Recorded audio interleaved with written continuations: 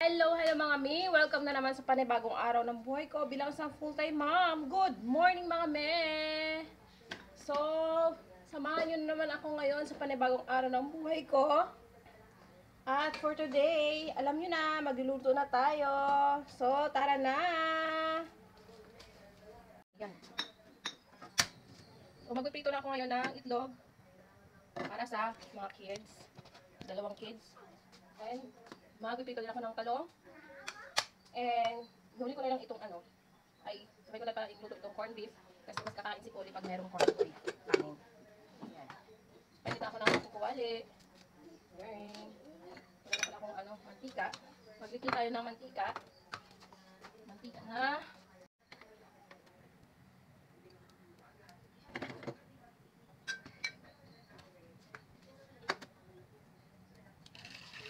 Sabay na natin ang dalawang itlog. Tagal ko muna kasi sobrang init.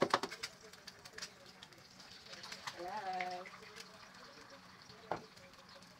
Kailangan salted, rock salt.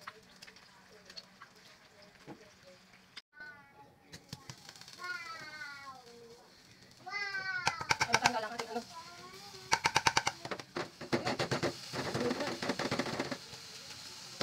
mantika naman to, hindi na natin lalagyan ng mantika.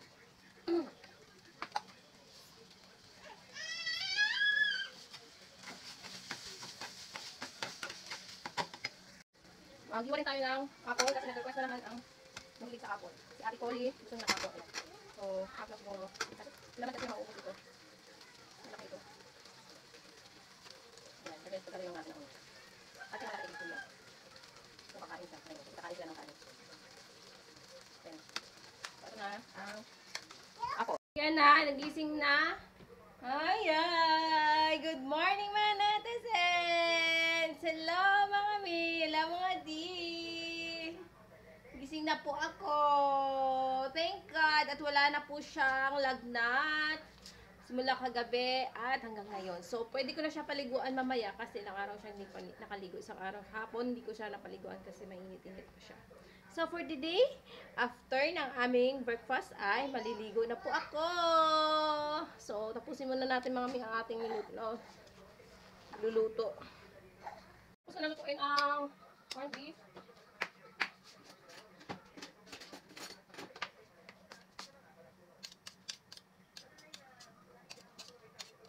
Alam na lang, pituhin ko na lang ito. Doon pa ako maluluto sa aking kawali kanina.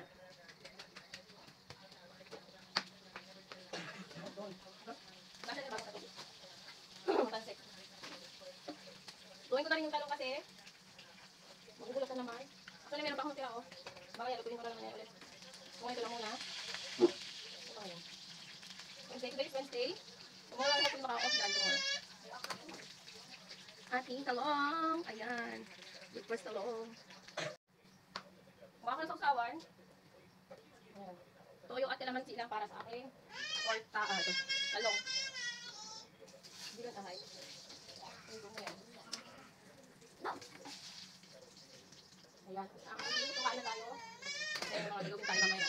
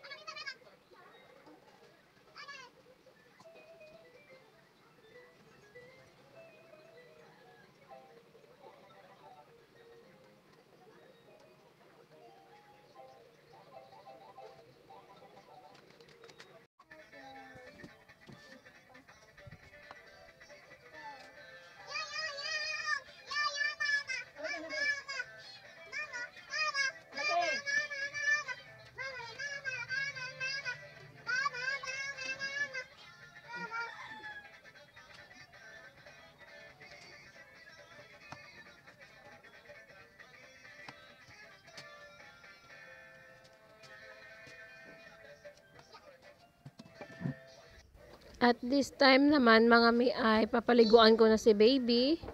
Dahil nga ilang araw na siyang di nakaligo. So, pwede siyang paliguan ngayon.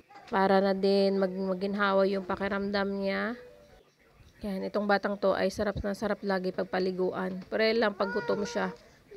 Gusto niya lagi, pinapaliguan siya. And then, ito na naman ang ating Ate Polly. Nangulit na naman. Gusto na naman yan maglaro. Sinarado pa niya yung pinto. Basta okay lang mga bata. Walang naramdaman. Walang sakit. Kung ano pa man. Kahit ano pa yan. Sabi ko nga lahat ng trabaho kakayanin ko. Basta wala lang silang sakit. At solohin ko lahat. Okay lang sa akin. So, wag lang ako mag-alaga ng sa kanila na may sakit sila. Kasi ayaw ko talagang ganito. Kasi hindi rin ako makafocus kung anong gagawin ko dito sa loob ng bahay. Dahil nga inalagaan ko sila. So, thanks to God naman at magaling na si Blaze, tuloy na siya magaling. Thank you sa Panginoon at kay Senyor Santo Niño na dininig nila agad ang aking prayer na gumaling agad ang aming baby bunso.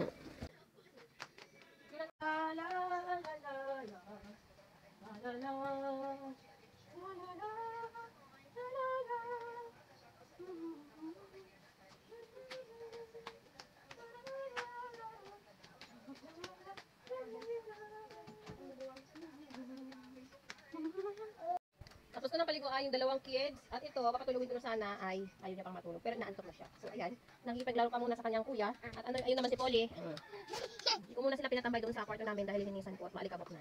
So dito muna sila sa labas. At habang inaantay ko makatulog ito, at matutulog. Pag pinahiga ko na ito mamaya, matutulog naman siya. Ano sinasabi siya? Ano sabihin mo? Ano? See? Dali. Ayan. May mga lumabas sa kanya mga yung maliliit na sa mukha niya. Meron din sa ibang part. Lalo sa head meron. Paliliit na pantal-pantaasin, maliit lang din talaga. Para siyang bungang araw. Sa mukha niya, kita niyo ba? Kaya hindi siya masyado makita eh. Ayan pula. Kasi ito pag nilagnat siya, yung part lang ng back niya, pataas papuntang ulo, yun lang yung mainit. Tapos yung kalahating katawan niya, minsan mainit din, minsan hindi siya mainit, malamig. Ayun, ganun siya pag nilalagnat. Kaya, itong kahapon ko lang siya napansin, na ganun. Pero nakaramat, parang hindi naman. Pero noon si Ate Polly, pag nilagnat, ganun din, parang kalahati lang din ang katawan yung nilalagnat sa kanya. Likod, mula likod, papuntang ulo, ganyan yung lagnat niya nung, usually nung vaccine niya dun sa health center noon. Kahapon ko lang din na-notice yung kay Liz ganyan din. So, malamig yung paa niya, hanggang bewang papuntang paa. So, ayan, inaantok na siya mga mi.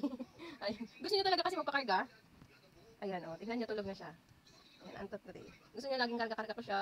Ganyan naman talaga mga baby gusto nilang nasa tabi pa lagi sa mama nila, nakayakos, mga ganyan. So hindi pwede kasi, alam niyo naman na marami akong gagawin at ako lang sa bahay, so hindi pwedeng karga-karga ko siya lagi. So dyan lang sa kanyang bassinet, matutulog kasi maglinis ako mamaya. Unahin ko munang hugasin yung mga bote nila para may wala akong gagawin. Malinis na lang talaga. Unti lang namin. Kwarto lang muna kasi dito kahapon na lang kasuhan ko na dito at sa kusina. So bukas naman ako maglampaso. And then ngayon, gawin ko lang is maglilinis ng kwarto at etong maleta namin, hindi ko pa talaga natanggal yung mga ibang damit na malinis pa dyan. So ayan.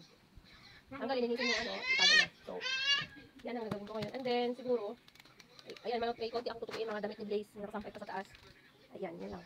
So, that's it siguro for today mga me. Thank you for watching. God bless. Please subscribe po ang aming channel tungkol sa aming buhay-buhay bilang full-time mom at aking 3 kids. Bye!